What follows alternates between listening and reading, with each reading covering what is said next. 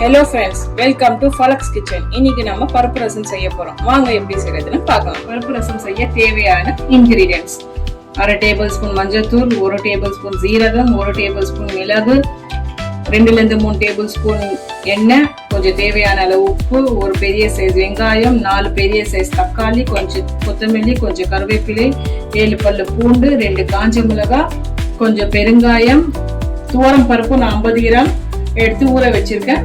ஒரு எலுமிச்சை சைஸ் அளவுக்கு நான் புளி தண்ணி வச்சிருக்கேன்.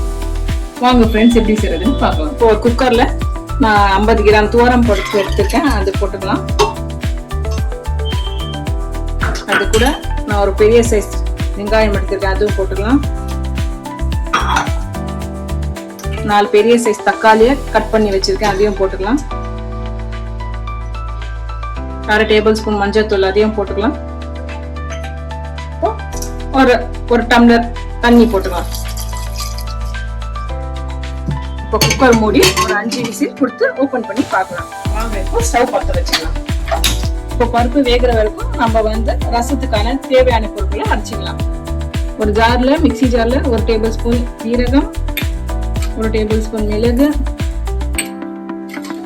ஒரு 7 பல்லு பூண்டு, 2 காஞ்ச மிளகாய், கொஞ்சம் கருவேப்பிலை, கொஞ்சம் கொத்தமல்லி, இதெல்லாம் போட்டு கொருகொருப்பா நம்ம அரைச்சிக்கலாம். இந்த மாதிரி கொருகொருப்பா அரைச்சிக்கணும். 5 விசில் கொடுத்தாச்சு. இப்போ ஓபன் பண்ணி பார்க்கலாம். பாருங்க, பருப்பு வெந்தாச்சு. இப்போ நம்ம கொஞ்சம் மசிஞ்சுக்கலாம் பருப்பை. இப்போ ரசத்தை தாளிச்சுக்கலாம். ஒரு பாத்திரம் எடுத்துக்கோங்க. அதுல 2-3 டேபிள் ஸ்பூன் ஆயில் போட்டுக்கலாம். டேபிள் ஸ்பூன் கடுகு பருப்பு,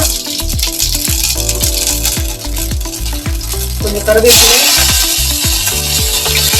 நம்ம அரைச்சி வச்சு விழுது இதில் போட்டுக்கலாம்.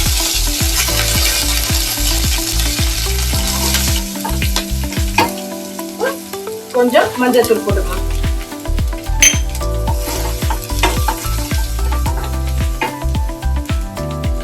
கொஞ்சம் பெருங்காயம்,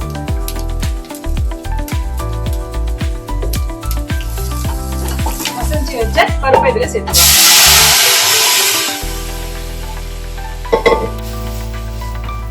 ஒரு எலுமிச்சை சைஸ் அளவு புளி தண்ணி எடுத்து வச்சுக்கேன், அதையும் அதுல சேர்த்துக்கலாம். தேவையான அளவு உப்பு இதுல சேர்த்துக்கலாம். இப்போ லைட்டா மேல நுர வரும்போது ஸ்டவ் ஆஃப் பண்ணிடலாம். இப்போ பாத்தீங்கன்னா மேல நுர வந்துச்சு. நம்ம பருப்பு ரசம் ரெடி. ஸ்டவ் ஆஃப் பண்ணிடலாம். சூடான சுவையான பருப்பு ரசம் ரெடி. இது நீங்களும் உங்க வீட்டுல செஞ்சு பார்த்து எப்படி இருக்குன்னு சொல்லி கமெண்ட் பண்ணுங்க, லைக் பண்ணுங்க, ஷேர் பண்ணுங்க, கண்டிப்பாக சப்ஸ்கிரைப் பண்ணுங்க. ஓகே ஃப்ரெண்ட்ஸ், பாய்.